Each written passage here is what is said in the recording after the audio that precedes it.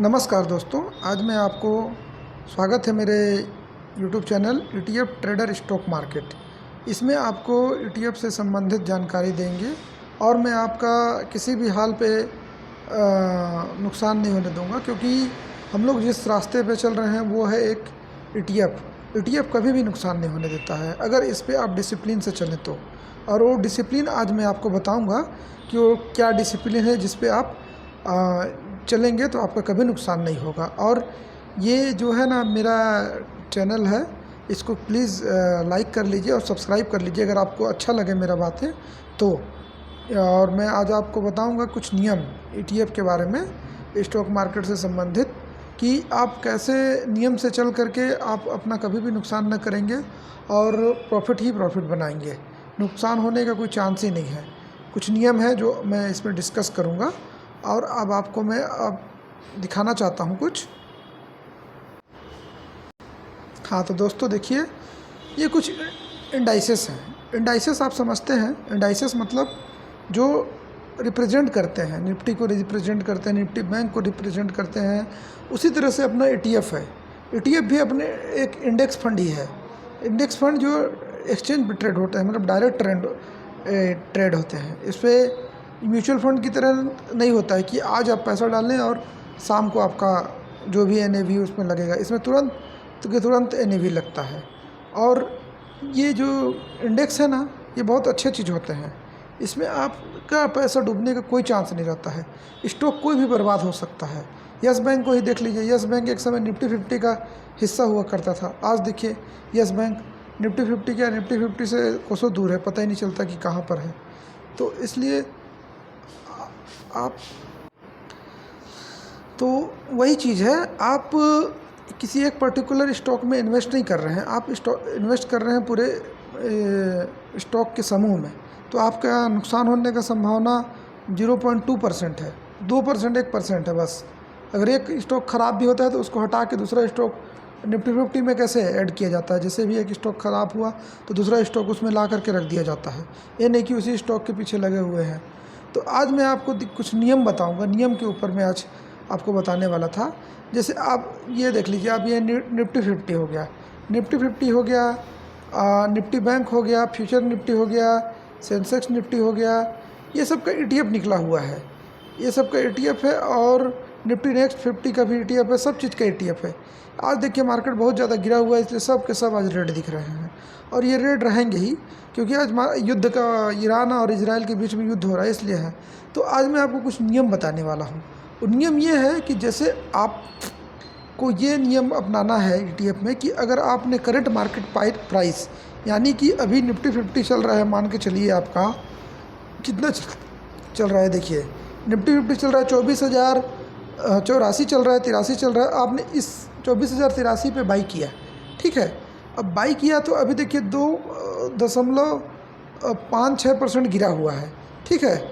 2.56% गिरा हुआ है। तो अगर ये अभी मान के चलिए आपने करंट मार्केट प्राइस यानी 24,000 पे बाई कर लिया है ना।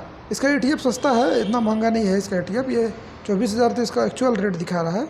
और इसका ETF आपको 200 कुछ रुपए के आसपास आएगा। आपने इस पर बाई कर लिया, तो बाई करने के बाद ये अगर ऊपर गया, जैसे अभी आपने करंट मार्केट प्राइस पे बाई कर लिया, यानी आपने मतलब 5,000 रुपये मान के चलिए लगा दिया, 5,000 रुपये लगा दिया। अब 5,000 रुपये लगाने के बाद आप क्या हुआ कि आपका 3% बढ़ गया। तो 3% कितना बढ़ेगा, 1% हो जाएगा 500 रुपये, 2% हो गया 1,000 या 1,500 रुपये।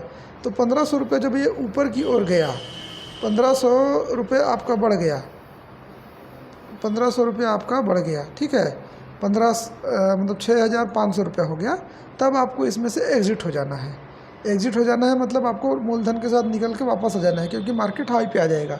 तो उस समय उसके अगले दिन आपको उसका आधा लगा देना है, यानी 2,500 और 1,500 का आधा 750, यानी 2,500 और 750 रुपये आपका हो गया 3,250 रुपये लगा देना है। फिर देखिए कि मार्केट ऊपर जा रहा है कि नीचे जा रहा है, देखते रहिए। अगर जैसे ही मार्केट नीचे जा रहा है तो फिर आपके पास अपॉर्चुनिटी है, फिर लगाइए। और अगर नीचे जाता है, मान के चलिए यहाँ से 5% डाउन चल दिया, तो 5% डाउन में फिर आपको पैसा लगाना है, कितना पैसा लगाना है, जितना ये लगाए हैं एक लॉट बांध दीजिए। ये भी एक म्यूचुअल फंड की तरह एक लॉट बांध देना है। जैसे कि 5,000, 10,000, 7,000 का एक लॉट आप बना लीजिए, 20,000 जिसका जितना क्षमता उसके हिसाब से आप अपना लॉट बना लीजिए। लॉट बना के जैसे ही 5% डाउन आता है फिर आप इन्वेस्ट कर दीजिए, फिर ऊपर जाता है फिर आप निकाल लीजिए। तो इस तरफ से आप अगर आप करते जाएंगे ना, तो इससे आपका क्या होगा कि बेनिफिट रहेगा और आपको मतलब मार्केट में समझ में आ जाएगा कि मार्केट कहाँ पर से क्या हो रहा है। उससे आपको नुकसान होने का चांस नहीं रहेगा। 100% आप बढ़ेंगे ही बढ़ेंगे, उसमें कोई नुकसान होने का चांस नहीं रहता। अभी देखिए, अब मार्केट गिर गया है तो हल्का SIP कर दीजिए, 5,000, 10,000 का लॉट जो भी रहता है उसको लगा दीजिए। बाकी मैं सेबी रजिस्टर्ड नहीं हूँ, मैं आपको एक सजेशन दे रहा हूँ, एजुकेशन पर्पज़ के लिए वीडियो बना हुआ है।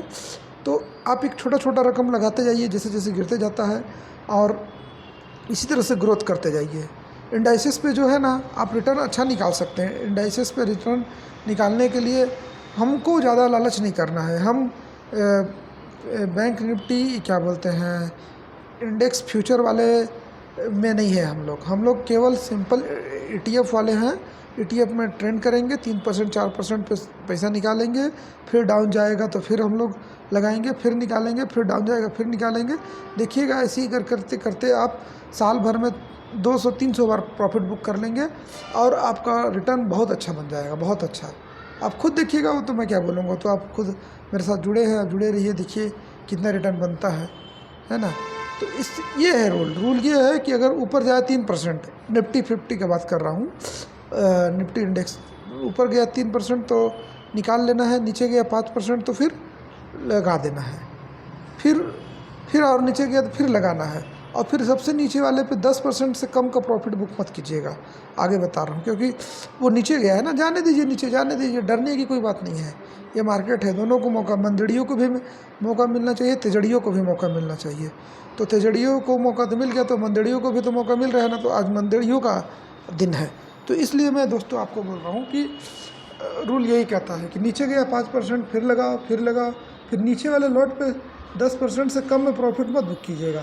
जैसे 5% आप यहाँ लगा दिए, 5% आप यहाँ लगा दिए, यहाँ 10% हो गया, तो ये पूरे में प्रॉफिट बुक करना है, ऑल में, ठीक है, तभी होगा ये। अगर ऑल में आपने प्रॉफिट नहीं बुक किया तो फिर कोई मतलब नहीं है, ठीक है दोस्तों। और दोस्तों मैं एक चीज़ और बताना चाहूँगा कि आप ना ब्रॉडर मार्केट यानी निफ्टी इंडेक्स और जो भी बैंक निफ्टी इंडेक्स, बैंक बीज, निफ्टी बीज, इसमें 3% चार्जर पर निफ्टी बीज में 3% पर प्रॉफिट बुक कीजिए और बैंक बीज में 5% पर प्रॉफिट बुक कीजिए ऊपर जाने पे, और नीचे जाने पे वही जो 5% पे लगाते जाइए। धैर्य रख के छोटा छोटा SIP कीजिए। अगर आपके पास 1 लाख रुपए है तो उसका फास्ट लॉट बना के 20-20 हज़ार रुपये करके लगाइए। मार्केट में कभी हड़बड़ाने से काम नहीं चलेगा, मार्केट में हमेशा धैर्य से काम चलता है। तो इसलिए 5% की डाउन पे लगाइए पैसा, और देखिए 100% पैसा आपका बनेगा। और ब्रॉडर मार्केट में कम में प्रॉफिट बुक कीजिए, और जो सेक्टोरियल फंड है जैसे PSU है आपका, PSU जो है PSU CPSC, ये दोनों जो है सेक्टोरियल फंड है। तो इसमें क्या है, आप लोग 5% पर प्रॉफिट बुक कीजिए, क्योंकि ये बहुत तेज़ी से गिरते हैं। इन लोगों का गिरने का क्षमता बहुत स्पीड से है, इतना स्पीड से गिरेंगे ना ये कि फिर ये संभलते नहीं हैं। तो इसलिए इस पर 5% में बुक कीजिए। और जो ब्रॉडर मार्केट है जैसे कि निफ्टी बीज हो गया, बैंक बीज हो गया, तो निफ्टी बीज में भी आप ना निफ्टी बीज और बैंक बीज, ये ब्रॉडर मार्केट है। ब्रॉडर मतलब बड़े मार्केट, ये इस पे आप ज़्यादा पे बुक कीजिए, इस पे आप कम पे बुक मत कीजिएगा, ठीक है। धन्यवाद।